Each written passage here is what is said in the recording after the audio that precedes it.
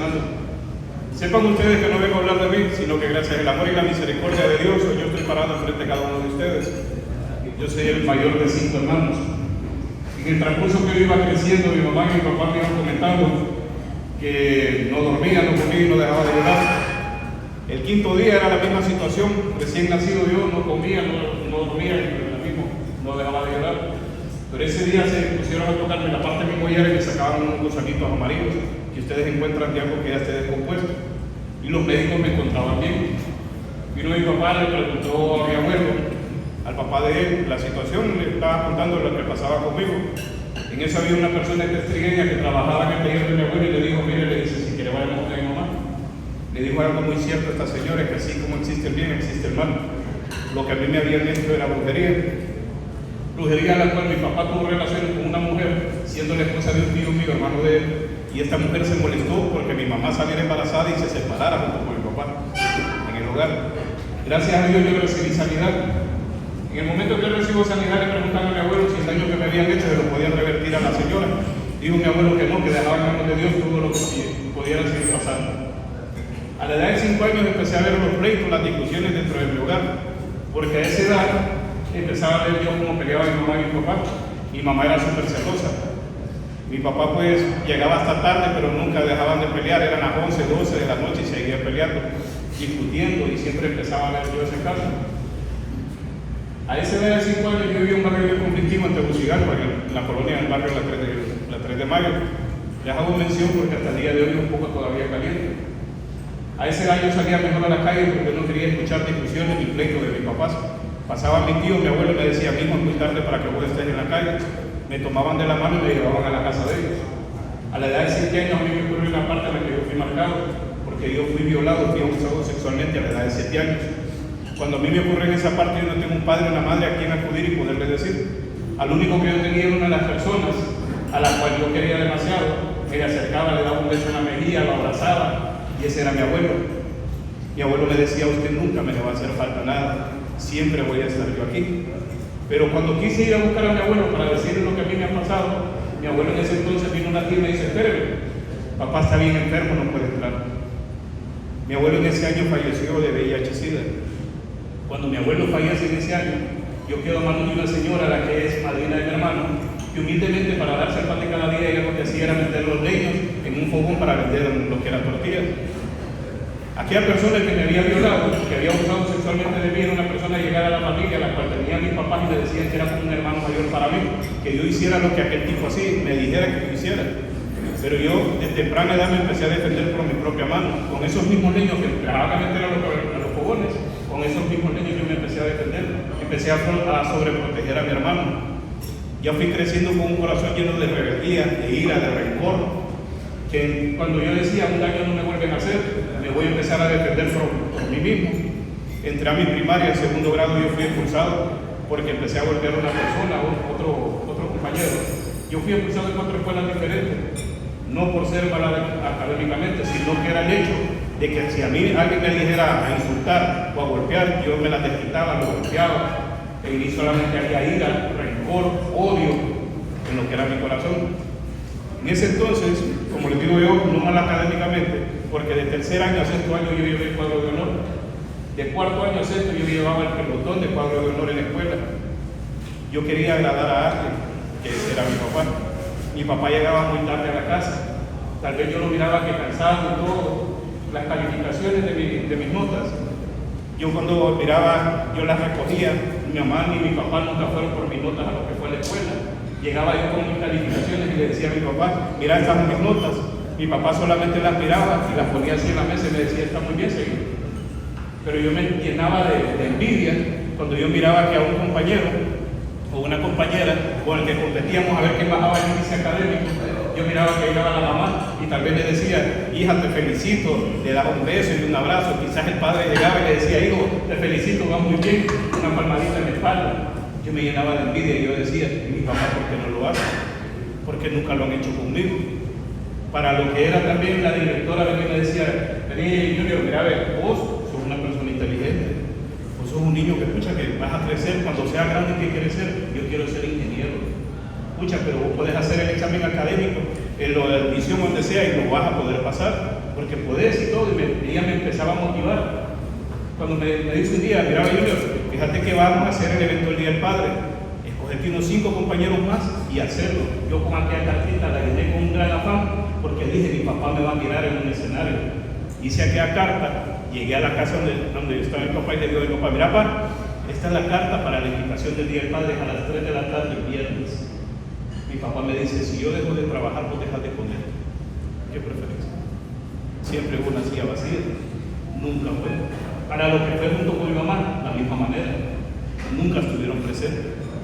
Yo salgo con grandes sueños y anhelos a la edad de 12 años, cuando la profesora y la directora me decían que podía, y sí, hice el examen académico en un colegio, y lo que pasó, que lo pasé bien, pero en ese tiempo, en Tegucigalpa se empiezan a formar las malas familias. El desamor que yo siento en mi hogar es el cual me lleva a involucrarme con aquellas personas que no son aptos para mí. Aquellas personas que me empiezan a formar en ellos. Yo soy un exparero, pandillero, ya me usted como usted quiera. Cuando empiezo a involucrarme en ese mundo, son aquellas personas las que me empiezan a cuerpar, los que me empiezan a decir, oye, mira, a vos nunca te va a pasar nada, siempre vas a estar con nosotros te vamos a defender. Me empezaron a enseñar a fumar marihuana, empecé a consumir crack, cocaína, empecé a delinquir, ya tenía mi rango dentro de la organización. A la edad de 15 años, mal paga el diablo, que bien le sirve, me tratan de asesinar y tengo que salir huyendo de Tegucigalpa. Mi papá no me puede sacar ni del país, sino que me dice, te vas a ir para San Pedro Sula. Cuando yo me voy a la casa, en un tío mío sin conocerlo, ni la familia de San Pedro Sula, algunas veces a uno cuando le sale algo malo, uno dice que me salió por la 20. Yo llegué a vivir a la 20 calle a San Pedro Sula, drogadicción, prostitución y alcoholismo empezó a incrementar más en mi vida. Salí huyendo de San Pedro Sula por la misma manera, casi me matan, y regreso yo a lo que es a Tegucigalpa. Cuando yo regreso para Tegucigalpa, a mí me llenan algo porque es una fecha en el Día de la Madre. Tengo tiempo sin saber de mi mamá ni de mi papá. Ellos no se dan cuenta si yo como, si yo visto, si yo necesito algo, ellos no ni cuenta se dan. Ese tiempo que yo me regreso, mi papá ya vivía en otra colonia. Tuvieron que dejar botados los enseres y toda la casa la abandonaron porque me estuvieron buscando a mí para poderme matar, y tuvieron que abandonar todo eso y irse a vivir a otra casa. Cuando voy llegando empieza a caer un fuerte aguacero. Miro yo la tela metálica en un portón, digo, acá es la casa donde ellos están viviendo. Toco y al que miro al fondo a mi mamá. Cuando le digo, buenas madre, ya llegué, con aquello que yo dije, cuánto tiempo le he necesitado, que le di un abrazo, poderla ver, sentir. Cuando mi mamá me mira, lo primero que me empieza a insultar, ¿qué hacemos acá? ¿Por qué no te largas? Por tu culpa nos van a matar, y me empieza a decir un montón de cosas que me tira a la puerta de la casa. En ese mismo momento, yo me hago a la casa de un vecino en semicorte, esperar que pase un poco el aguacero. Cuando yo estoy esperando que baje el aguacero, viene mi papá junto con mis hermanos y me queda viendo y me dice, mijo, ¿te está mojando? Sí, pasa adelante. Cuando yo entro a la casa, empieza mi mamá y mi papá a discutir de nuevo. Y los quedo viendo y les digo, los dos llegaron a viejos sin ni uno ni el otro se compone. Miren que están peleando y enfrente de mis hermanos. Los están viendo y viene mi papá y me dice, el problema no son tus hermanos ni tu mamá, el problema sos vos, Leonardo. ¿Por qué te veniste? Pasó esto y esto en San Pedro y me tuve que venir. Viene mi papá, me dice, ¿jalas así? Me sentó en la silla y me dice primero, mira, me dice, allá que Dios decida qué va a hacer con tu vida. Una palabra con un gran significado que ni él lo entendía en ese momento. Cuando a mí me dijo así, dije yo, ya estoy dentro de la casa. A mi hermano le empecé a incomodar en lo que fue en la habitación a él, que lo primero que decía, mejor yo te hubiera entregado y mejor que te hubieran matado. Porque vos aquí, vos allá, con grandes palabras. Yo para poder ver, yo sentía el aroma de comida. Yo me le acercaba a mi mamá, yo le decía, mami, qué rico, qué es lo que está cocinando. Vos aquí no probás un bocado. Me cerraba las ollas y todo. Para poder comer yo tenía que esperar que llegara mi papá. Quizás al mediodía, o si no hasta la cena. Y que mi papá, cuando él estaba comiendo, yo me le podía acercar. Yo le decía, ¿qué tal? Y como viéndole a él, velándole la comida, por decirlo así. Venía mi papá, me dijo, ¿no has comido? No, porque no le he dado de comer, le decía a mi papá y mamá. Venía mi mamá y le decía, no es que no le doy este, pero es que es tu hijo. Yo decía, lo que mi papá me pida, yo todo lo voy a hacer. Lo que él necesite, yo lo voy a hacer. Pero a mi mamá, yo le empecé a faltar respeto, a llamarla por el nombre. Y yo decía, el día que esta señora se muera, en vez de llevarle una rosa, le voy a dejar un ladrillo, un bloque. Yo le decía a la muerte a mi mamá. Yo le he pedido perdón a Dios, a mi mamá, por el hecho de sentir eso. Cuando en ese momento, yo decía con mi mamá sentirme de esa manera, porque cuando caminé desde pequeño junto con mi papá, en los trabajos que él tenía, venía mi papá y me decía, mira, vete para acá, pues papá nos tratamos de vos, pero es que fuéramos hermanos. Y desde pequeño me decía él, mira aquella muchacha que está allá, si te llega a preguntar quién sos vos, decirle que sos mi hermano, listo le decís que sos mi hijo. A mí me presentaba como un cuñadito me decían las manos de mi papá. Y de una relación nació un hermano mío, por fuera, y ese era el odio que mi papá me tenía. Por eso que mi mamá decía, este por tapadera y este por mujeriego, nos corrió una infinidad de veces.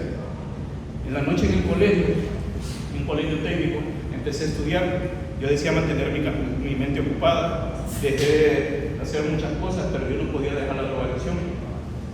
Antes de entrar a clase yo tenía que fumar algo, yo tenía que oler algo. Me miraban a mitad de año los compañeros y me decían, mira, yo terminamos que está oliendo, que está fumando, regálame un poquito, ¿cómo te voy a regalar si esto a mí me costó? Si querés te vendo. Les empecé a vender droga.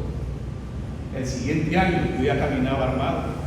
Aquellas personas que me vendían la droga me dijeron, vos tenés talento para esto, vos podés vender droga, que aquí, que allá, mirá, nosotros vamos a hacer esto y lo demás. Yo le perdí el miedo a la mara o a la pandilla, el hecho de que me pudieran matar porque yo caminaba un poco de hierro en la cintura.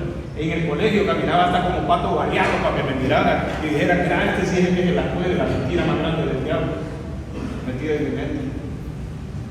Me presentaron muchas muchachas que a lo cual, como yo no tenía amor, lo que tenía era odio, rencor, le quitaba hasta lo más preciado, las abandonaba. Vino una persona y me dice que yo lo quise como un hermano, vos que te las tiras de muy bajito, te quiero adelante, vaya, te creo y vos le quitas a la mujer a volar. Aquel, era contrario.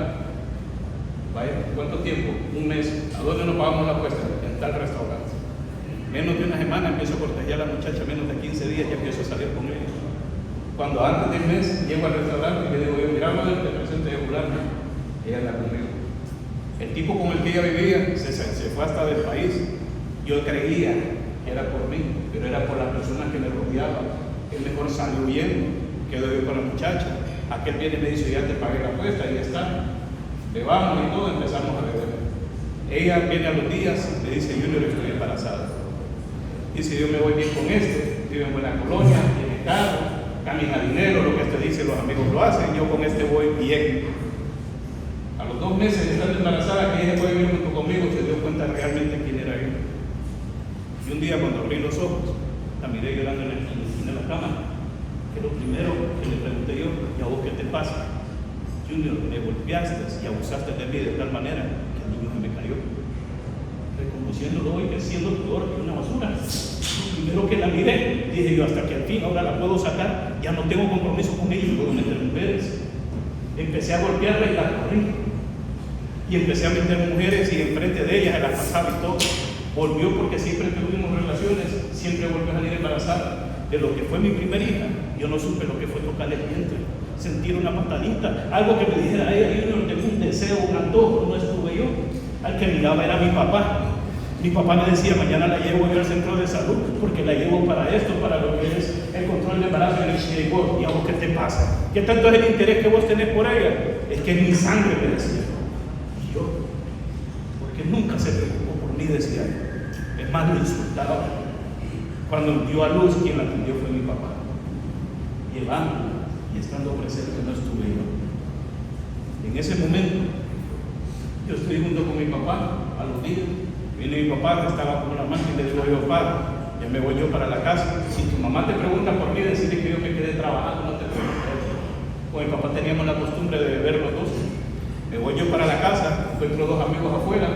Y viene cuando me dice, Junior, mira que ya rato te estamos esperando, se vendió todo, acá está el dinero, llamate a fulano porque necesitamos más droga. Mírenme, hoy no vamos a vender, hoy lo que vamos a hacer es acá. Ustedes no se preocupen, va con respetando esto, yo ya voy a salir y aquellos más bien renegando porque me dicen, hoy es un viernes, hoy vamos a mirar que tenemos esto y nos están pidiendo, no, hoy no vamos a hacer eso.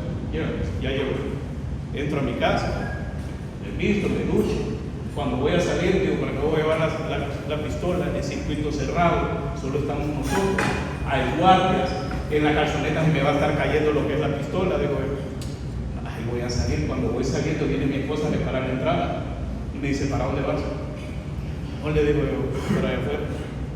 Mira, a ver, no salgas, tengo un mal presentimiento. Cuando me lo dice así, él me pone la mano en el pecho, se la quito y le digo que vas a tener tu mal presentimiento, vos quitarte. Salgo.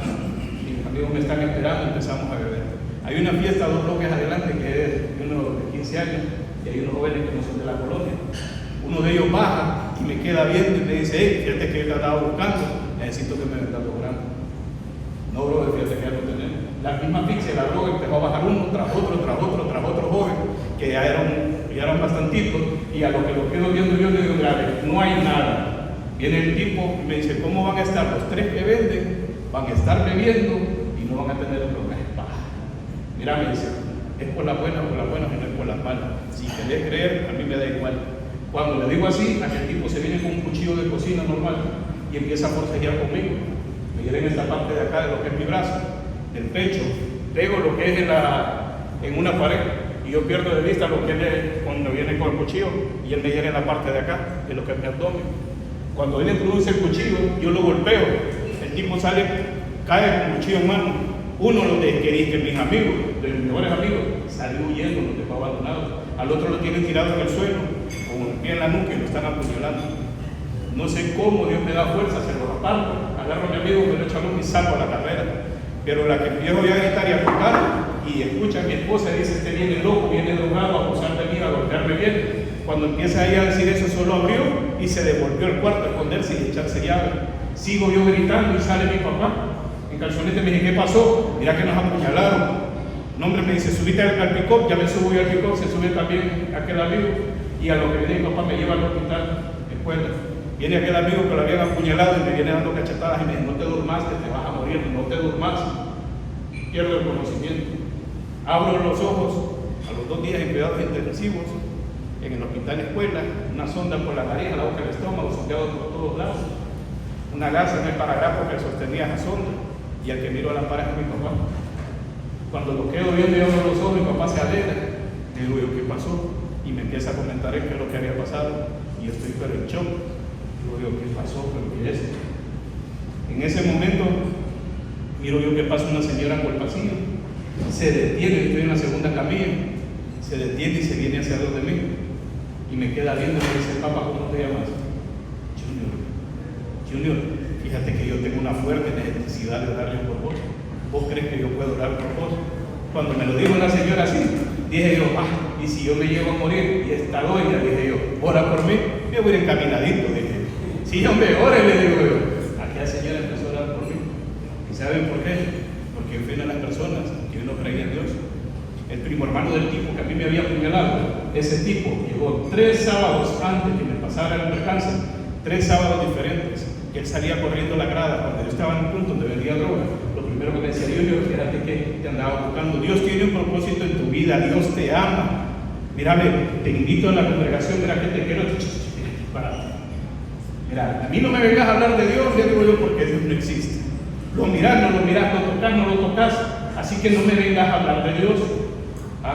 Es un amigo imaginario lo que vos tenés. Y los amigos alrededor haciéndole guas y burlándose de aquel tipo. Agachaba la cabeza, los 2 bloques antes de entrar. Un día se levantó la frente y me quedó viendo y me dice: Junior, yo le sigo orando a Dios porque va a llegar un día que te vas a llenar el pico de hablar tanto de Él, que le vas a servir en el nombre de Cristo Jesús. Y vas a ver, cuando aquel tipo me lo gritaba y le decía: ¿por qué me lo gritas? Decímelo acá que Dios te levanto. ¿Por qué me lo estás gritando? Yo bendigo la vida en el nombre poderoso de Cristo Jesús, la vida de ese varón, porque él empezó a lanzar palabras de vida sobre mí. Que aquella señora cuando me dijo amén, amén. El hecho de yo decía que Dios no existía porque mi papá me inculcó toda falsa teoría. Mi papá fue gnóstico, taoísta, budista, rama en la familia. Y sé que hay muchos en mi familia que están también por cambiar en el nombre de Cristo Jesús. Que en el hecho de muerte de mi abuelo lo metieron en un pentagrama, sepa con cuántas candelas. Y yo lo pude ver pidiéndole a un Dios Hermes que lo sanara de sida. Hermes no lo sanó de sida, mi abuelo muerto está. Yo decía: Dios no existe. Y aquella señora salió. Volvió a llegar el 3er día. El 4.º día me dijo la señora: Junior, yo vengo a orar por vos. Yo no le creí. El 5.º día estoy yo mirando la ventana. Cuando la miro que entra, 15 minutos llegó a orar por mí. Y me dijo: Junior, tu vida va a ser diferente desde ahora en adelante. Solo oró por mí y se fue. Y es cierto, desde ese día, porque la persona, el otro amigo, le había dado 15 apuñaladas en la espalda. Y me dijo: esto no se queda así.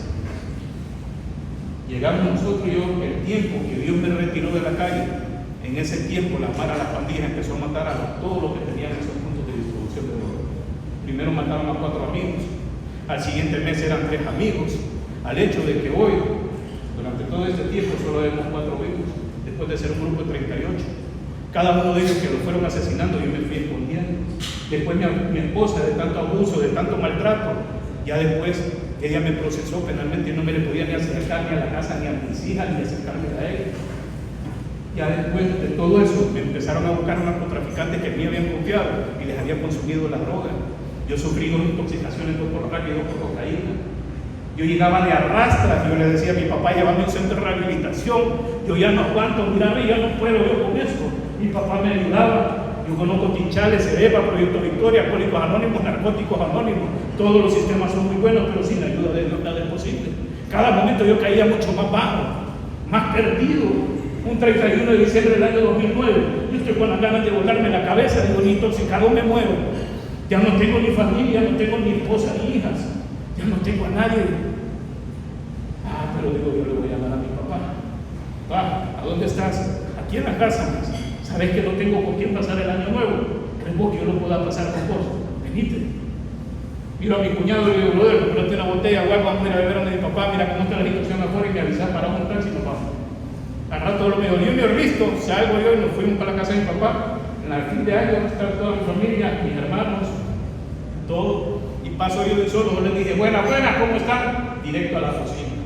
Abro la botella, saco 3 copas, saco una de mi papá, una de mi cuñado y uno yo. Quiero ir a mi papá y le digo, vos, venite, le digo yo, échate el primero conmigo.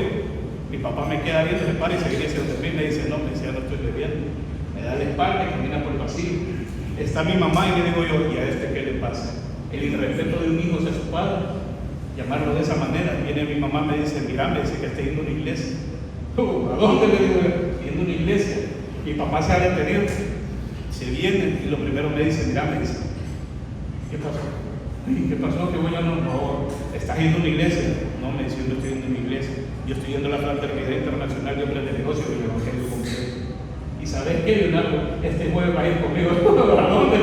A la Fraternidad Internacional de Hombres de Negocios del Evangelio Completo. Puede estar loco. Mira, tu grupo en ningún lugar me han llevado. Y así como me vas diciendo todo eso, hombres de negocios, señores encorbatados, empurrados, sentados en una esquina y que esto, que el otro. No.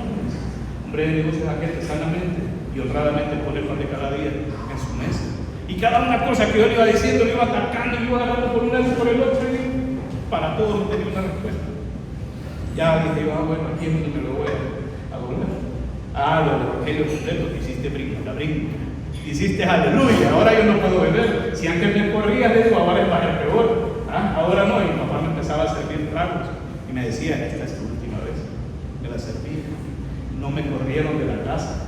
5 de la mañana, miro que empieza a clarear y le digo yo a mi cuñado, brother, vámonos, porque mira, ahorita está medio clareadito y mejor nos vamos ahorita. En lo que vamos saliendo, viene mi mamá, abre la puerta y me queda viendo. Acá está la regañada de esta vez que no me la pierdo. Y yo que me estoy metiendo un palmera en un huracán y lo primero que la quedo viendo a ella, le digo, ¿qué pasó? Mira, me dice, ya te vas. Sí, no te vayas, te voy a hacer una sopa para que te done. Anda a descansar, acostate en el mueble, muchacho. Mira cómo andás. Cuando mi mamá me lo dijo así, los pelos me pusieron de punta. Y yo dije, shh, y esta doña, digo, cuando acá me está ofreciendo comida. Miro a mi papá que se para y me dice, descansar, yo lo voy a dejar en la tarde. Lo digo yo. Y ahí me fui a acostar al mueble, tanta droga que yo tenía, que ellos pensaron que yo estaba dormido. Pero mi mamá empezó a sobarme la cabeza. Padre, te pido en el nombre de Jesús, protégemelo. Señor, yo donde no lo vea, que lo veas tú. Cúbrelo con tu sangre bendita. En divino te lo presento. Y de rodillas mi mamá clamándole a Dios y orando por mí. Mi papá en otro momento también sobándome los pies y las piernas.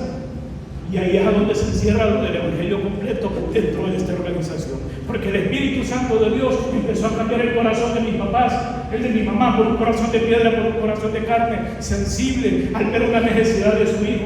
Y mi mamá empezó a hacer la punta de lanza, porque empezó ella a clamar. Yo la miraba de rodillas y yo decía, esta vieja ridícula, está orando. Mi mamá empezó a hacer pactos con Dios, empezó a agarrar hasta una plaquita puesta en una de las iglesias y decirle, Señor, yo te lo entrego. Y yo no lo creía. Ese día cuando mi mamá estaba orando, yo decía, qué raro me siento. Yo me fui para la casa, el primer jueves, era el día del capítulo, mi papá me va a buscar a la casa, pero ya me bota a la puerta, cuando aquel eco, porque no hay nada dentro de la casa. Salgo yo, miro por la persiana, son las 5 de la mañana, digo, ¿qué me estará tocando? Y miro que mi papá que ya me bota a la puerta. Le digo, Checo, calmate, le digo yo, ¿qué te pasa? Viene y me dice, abrí pues, me dice. Le abro la puerta y le digo, sentate en ese banquito que es lo único que hay. Mira, me dice, anda a lavarte la cara, la boca, bañate, cambiarte, vamos para la reunión. Oh, ¿a dónde está la reunión? No, yo no estoy yendo. Mi papá 1 hora me empezó a robar. 1 hora yo que no. Pero mi papá se paró como todo un hijo de Dios se debe de parar. Que lo primero que mi papá me dijo para el puesto de pie, me dice, yo no me voy de aquí si no voy contigo. Yo bendigo la vida de mi papá en el nombre de Cristo Jesús. Porque mi papá iba creyendo por un milagro. Y ese día lo que le digo, pero como se le dijo que le he causado deshonra y vergüenza, está bien, voy a ir. Porque si este está acá, ¿cómo me va a dejar echar un purito? Me va a echar agua. Me mira el cuadro, me lo va a botar. Pero como soy el que le he causado vergüenza y deshonra, en calzoneta me agarré unos tenis, me tiré una camiseta, ni la boca ni la cara me la ve. Todo barbudo, hediondo y todo. Porque yo dije, a donde este me lleva, en esa reunión, me van a sentar ahí al rinconcito. Y ahí mismo yo me devuelvo a seguir en lo mío. Mi papá me subió al carro, llegamos a Café Manía en Barrio La Bolsa, en Tegucigalpa. Estaciona el carro, mi papá se viene bien alegre, miro a 2 personas, 2 fraternos altos y todos con un pie en el lado izquierdo de él, y lo primero que cuando lo quedo viendo, mi papá bien alegre, buenos días, les presento, él es mi hijo Junior, y yo quiero ver a mi papá y digo, vaya, digo yo, y aquellos 2 fraternos me dieron la mano y me dieron un fuerte abrazo. Cada uno de ellos que me abrazó, me decían, bienvenido, cuando el segundo, era que no me sienten, ¿cómo es que yo vengo? Pero a nadie le importó ni en qué estado ni cómo yo llegué vestido. Les interesó que yo llegara por primera vez. Me sentaron en una mesa enfrente. Me sirvieron un desayuno que no lo probé. No porque no tenía hambre, sino que no me interesó y empecé a escuchar aquel testimonio. El siguiente jueves mi papá volvió a pasar por mí. El tercer jueves, en la noche miércoles, yo estoy aplanchando la ropa, yo me estoy resurando, estoy limpiando los zapatos, digo yo lo tengo para el bus. Le perdí el miedo que me buscaba la policía, Marero, quien fuera. Dije yo, mañana me voy a agarrar el bus y voy a estar temprano. 6:30 estoy parado en la esquina, esperando que abrieran la cafetería, pasa la cajera y me queda viendo mi joven. Viene la reunión de negocios, sí, venga, sobre y papeletas, póngalos en la mesa. Yo desde el tercer jueves empecé a servir en el capítulo, empecé a poner los sobres y papeletas,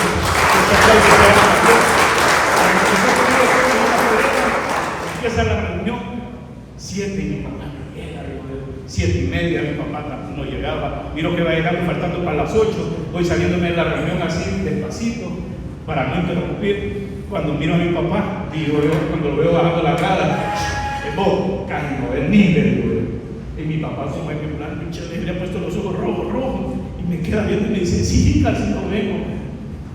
Sin darme cuenta yo que mi papá me fue a buscar. Mi papá, como no había nadie en la casa, nadie le pudo abrir, pero mi papá en ese día se tiró de rodillas, levantó sus manos y dijo, Padre, hoy entrego la vida de mi hijo Junior. No es con mi fuerza, sino que es con las tuyas. Hoy te pertenece, hoy yo no voy a estar insistiendo, Señor, gracias. Hoy no voy a insistir, hoy te pertenece a ti. Y mi papá al verme en el capítulo, mi papá se alegró. Y le digo yo, Padre, le digo yo, ¿qué pasó? Mira este testimonio, este man se está loco.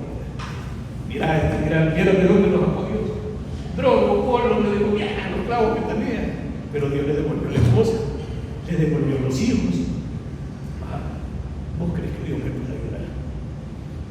¿Vos crees que Dios me pueda devolver a mi esposa y mis hijos? ¿Crees que me pueda quitar esta drogadicción? Mi papá me dijo, agarra la papeleta y lee lo que dice abajo. Y Jesús dijo, al que cree todo le es posible. Créele. Leonardo me dice, créele. Esta papeleta por delante y por detrás. Empecé a pedirle como mejor que dueño, a pedirle a Dios. El siguiente jueves volví a ser el primero del capítulo. Cuando están terminando viendo los del capítulo me dicen a mí, Junior me dice, vení para acá, nombre de Junior Escobar, va para un capítulo, me va para Usael.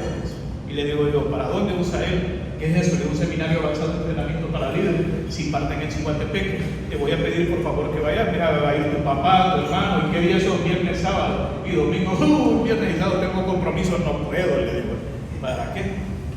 Y viene y me dice, mira, ¿qué vas? Y que me empiezan a ir una rueda. Y le digo, vaya pues, está bien, nos miramos en Ciguatepeque. No, señor, a las 2 de la tarde pasamos por ustedes, por su hermano y su papá en el taller a las 2, mañana viernes.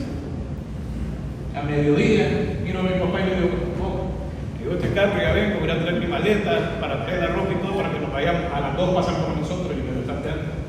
Miro a aquella persona que yo quise como mi hermano y me dice, ¿puedo venir para acá? ¿Qué pasó? Va a ir a traer maleta que va para un seminario. ¿Qué pasó?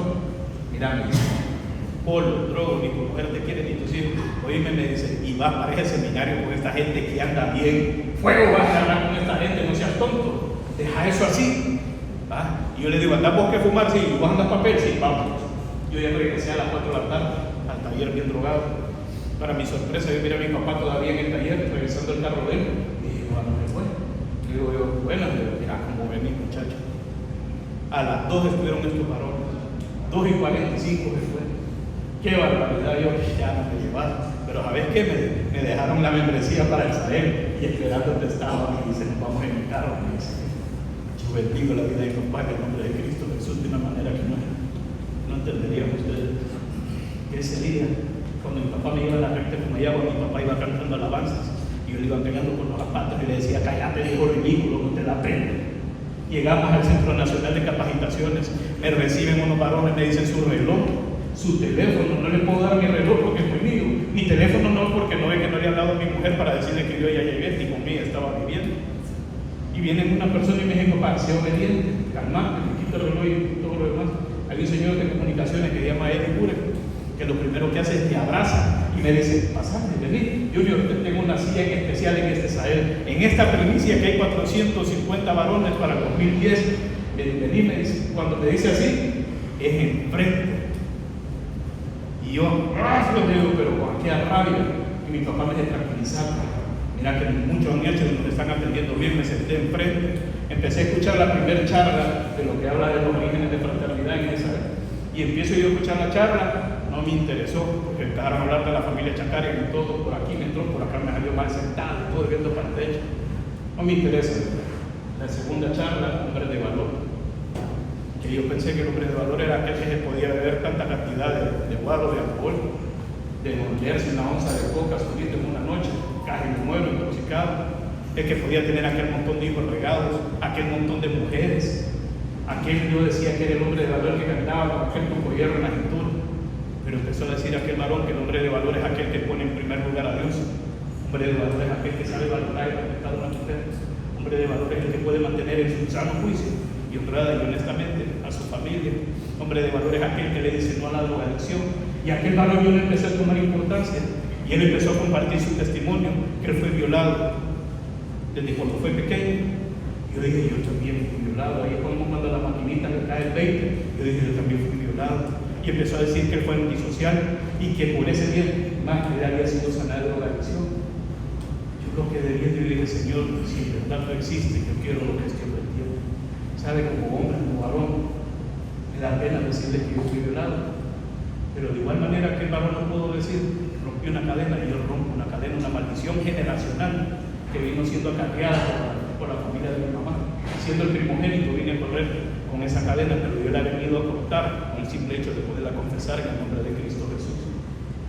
Cuando aquel varón dijo, pónganse de pie y escuchen esta alabanza, yo me puse de pie, todo endurecido, y empecé a escuchar una alabanza, empecé a llorar sin saber el por qué. De un paso adelante aquel hombre de valor que quiere entregar su vida a Cristo, yo no di un paso, yo di dos. Y yo empiezo yo a relatarme, y como aquel que no es ni digno de mencionar, te pidieron un paso, oye, sos tonto, ajá, y diste dos, y está chillado, y son 450 varones y te están viendo, me quiero devolver y solo doy un paso hacia atrás. Y un salmista me agarra la mano y me devuelve hacia adelante y me dice, esto viene de parte del Señor. Dice el Señor, que tu esposa no la perdió. Dice el Señor que tus hijas siempre estarán contigo. Dice el Señor que toda drogadicción hoy se te va a quitar. Dice el Señor que toda persona que te quiere quitar la vida, Dios te la va a quitar del camino. Y me empieza a dar palabras y digo, ¿cómo sabe que no tengo mi mujer? ¿Cómo sabe que son hijas y no hijos? ¿Cómo sabe que me buscan para matar? Que cuando yo empiezo a temblar, yo estoy tirado en el suelo. Yo solo escucho una voz que me dice, hijo, bienvenido, que he vuelto a nacer. Que cuando yo estoy tirado en el suelo, miro a mi papá, y mi papá asustado, ¿qué te pasó? Me dice, yo ni les había ni qué responder, me volvieron a levantar, me sentaron en una mesa, en la silla, y cuando yo estoy sentado en la silla, lo primero que lo quedo viendo yo a él, y me dice, digo, ¿qué pasó? Mira, me dice, no tenés ni idea, me dice, cómo te revolcaste, cómo estaba vomitando y tirado en el suelo, sin saber yo que había tenido una liberación por el poder del Espíritu Santo de Dios. Cuando él, ya después, yo estaba liviancito.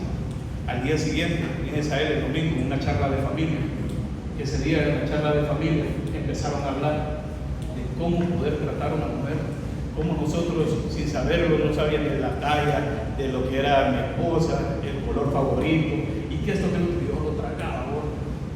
A rato empieza a decir que aquel que no ha pedido perdón no puede pedir una oración a Dios, porque esa oración no llega del suelo ni al techo, pero que es justo y necesario poder pedir perdón a la persona que hemos ofendido o dañado. Y a mí se me venía solo mi esposa, pero digo, acá tengo a mi papá, acá tengo a mi hermano también, y como yo me las he tirado de gallito, agarré de la mano a mi papá y me lo llevé enfrente de aquellos 450 varones. El charlista estaba dando la charla y me dice, espéreme, permítame un momento, enfrente de cada uno de estos hombres, yo te pido perdón por ser el mal hijo contigo, por robarte, por hacerte pasar vergüenza. Te pido perdón por esto. Y cuando mi papá me empezó a escuchar, mi papá me dice, te pido yo perdón, me dice, por no ser el padre con esto difícil. Hijo, te pido perdón. Y cuando mi papá me empezó a pedir perdón, yo pensé que darle un abrazo o un beso era porque era de otro lado. Y ese día yo lo quedé viendo, lo abracé, le di un beso en la mejilla y le dije, pa, yo te amo, Dios. Y le dije, pa, yo te amo. Te amo, perdóname. Mi papá me dice, hijo, yo te amo más. Yo te puedo sacar de la cárcel, del hospital, pero de 4 tablas no te saco. Entender lo que Dios tiene un propósito para vos. Y en ese día me empezaron a mostrar cómo hacer pacto con Dios. Para lo que fue la noche, para recibir el Espíritu Santo de Dios, yo miraba a un señor que salía corriendo por todo alrededor. Y en ese mismo momento yo lo miraba correr de un lado para otro, y empezó a dar. El que iba a dar la charla de la promesa del Padre le preguntó, Aristides, ¿puedo dar yo el por qué esto está tan alegre y está brincando por todos lados? Dígame. El licenciado fue sanado de VIH-Sida, 2 años siendo VIH negativo, y yo me quedé asustado y dije, wow, Dios sí pudo, porque lo sanó de VIH-Sida. Jesucristo lo sanó. El día siguiente, antes de salir yo al salir, quedé viendo al cielo y le dije, Señor, si tú me cumples las 3 promesas que te he pedido, me ha dado, te juro por mi vida que te voy a hacer. Y el Señor no le quedó con nada. Y en 6 años llevo sirviéndole al Señor, porque Él no se quedó con nada. No crean, yo salí de Israel a pedirle perdón a mi esposa, y lo que primero me dijo, agradecer que no llamo a la patrulla para que te lleve. A vos no te creo en nada, ni en bendito yo, con Dios no se puede. Tened cuidado, yo no me aceptó, pero acá en Fraternidad me enseñaron cómo tratar a mi esposa con el vaso más frágil. Le empecé a enamorar, empecé a saber cuáles eran los sabores, qué es lo que a ella le gustaba, qué es lo que a ella todo lo que a ella le encantaba. Ella ya llevaba flores, le empezaba a ayudar con las niñas y todo. Ese mismo año, lo que fue también mi suegra, la tía de ella que venía de Estados Unidos, me dice, Junior, yo veo que usted ha cambiado, veo que a Emily como la trata, sabe que antes de irme yo para Estados Unidos, pídame lo que usted quiera, que yo se lo doy. Yo no le pedí casa, ni carro, ni nada. Yo le dije, ¿sabe qué es lo que yo deseo? Casarme con su hija, para que en el lugar que yo conforme con ella se alabe el santo nombre de Dios. 10 años de bendición, y hoy son 14, que llevamos viviendo felizmente casados con mi esposa. ¿Sabe? Este camino no es fácil, este camino no es para probarlas, es para valientes. Y en el servicio está la bendición. Luego de estar sirviendo yo en Fraternidad, es a él que yo no quise ir, al siguiente es a él. Yo empezaba a decirle, yo no les digo, hasta el día de hoy, a los fraternos en mi capítulo, yo no les digo, vaya, vamos a él, sino que vamos a él. Acabo de tener este dinero de ir a la primicia de lo que fue este Sahel creado, que yo me vine con mi milagro. Ya cada uno aquello fraterno les decía, vamos, yo lo llevaba hasta el bus. Al siguiente año lo mismo, los 11 Sahel del 2011 los volví a llevar. Fui del equipo de Sahel Hombre por 5 años. Empecé a formar el equipo de Sahel también de jóvenes. Empecé a ir a Sahel en cárceles y todo. Me he enamorado tanto de Dios que he visto milagros sobrenaturales. He visto el actor de Dios en mi vida y en la de mi familia. Mi tío se había sanado de SIDA. Mi abuela, la Rabieta no puede leer ni escribir. Ella fue perdiendo la audición y la diabetes. Dios la sanó de diabetes y le devolvió el oír para poder oír la palabra de Dios. Mi esposa, ella rapidito empezó a verme y me decía, oye, yo no creo que Dios pueda hacer un milagro porque yo perdí mi trabajo. Después de perder el trabajo, a mí me ponían hasta candados y me corrían de la casa donde yo estaba alquilando. Yo llegué a dormir en el piso, en la casa de mis papás, mis hijas durmiendo una con otra, puestas en cada uno de los sofás. Al momento que venía mi esposa y le decía, oremos, ¿vos crees que si Dios te escuchara y en verdad te creyera, estuviéramos viviendo en esta situación? No lo estuviéramos viviendo. Yo le dije, tener fe. Aún así, vimos. Yo cuando miraba a los niños crecer así, los varoncitos, yo me entregaba aún más en el servicio a Dios. Yo le decía, Padre, te haré. Y empezaba y yo clamaba por un niño varón. Mi esposa ya no podía salir embarazada. De tanto que yo le pedí a Dios, un día le digo, vení, con aceite, le empecé a ungir lo que fue la parte del vientre. Y lo primero que yo le dije a ella, vamos a salir embarazada en el nombre de Cristo Jesús. Me llaman a servir a Tocoa. Cuando yo me voy a servir a Tocoa, yo vendí mi teléfono celular para poder pagar el pasaje e irme a servir allá. Uno paga por servir acá de todo lo que es el verdad. Cuando yo hago ese viaje, yo regreso. Cuando yo regreso, mi esposa me dice, Junior, fui a hacerme unos exámenes, sentí bastante molestia. Fui donde tal doctor, me hizo 5 exámenes. Y en los 5 exámenes yo salí embarazada. Estoy embarazada. Le dimos gracias al Señor. Seguí sirviendo después de venir a un evento de jóvenes. Mi esposa con 7 meses de embarazo me dijo que sintió una molestia. Se fue al baño y cuando está sentada ahí en el baño sintió una presión y se le cayó el pelo. Cuando ella me está esperando en el materno infantil, la miro como una bolsa de un supermercado y la quedo viendo y le digo, venga. Me dice, no, me vas a golpear, me vas a hacer esto, me vas a hacer lo otro, y temblando. Y le digo, nueva criatura soy, hoy Cristo vive en mí. Venga, me empecé a abrazar y me dice, qué tranquilidad la que vos tenés, la paz que sobrepasa todo entendimiento, guarda mi mente y mi corazón. El Espíritu Santo de Dios hoy está con nosotros. Marido y mujer somos, formamos una sola carne. Amén. Con la frente en alto, porque usted es una heredera del reino de los cielos, usted es una hija de Dios. Al rato le dicen que le van a hacer un delegado y todo lo demás. La llaman de emergencia en ginecología, amor con la frente en alto. Mi esposa entra y empiezo yo a orar al Señor. Una hoja de un árbol no se mueve si no es por voluntad tuya, pero yo soy un hijo tuyo, un hijo del rey, y yo te pido este milagro, Padre, en el nombre de Cristo Jesús.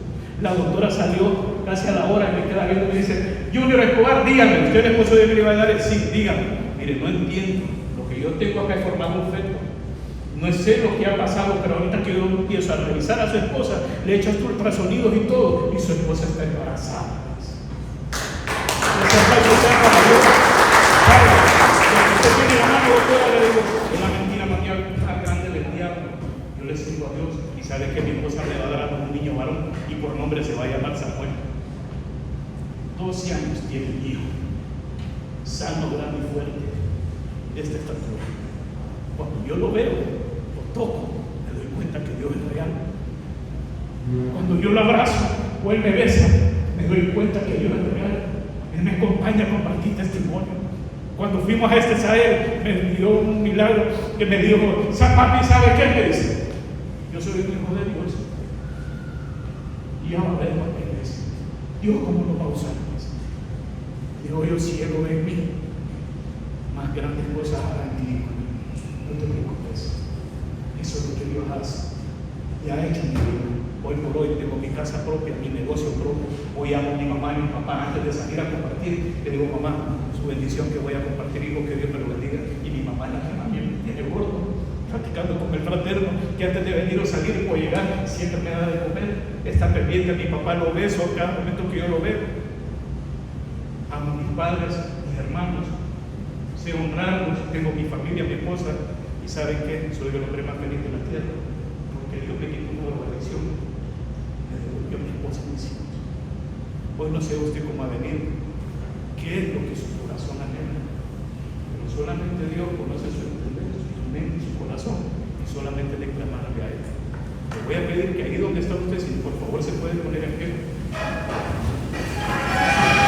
Inclinar el rostro y cerrar los ojos no es un acto de religiosidad, sino de respeto y obediencia de parte del que yo les vengo a hablar, que es de parte de nuestro Señor Jesucristo.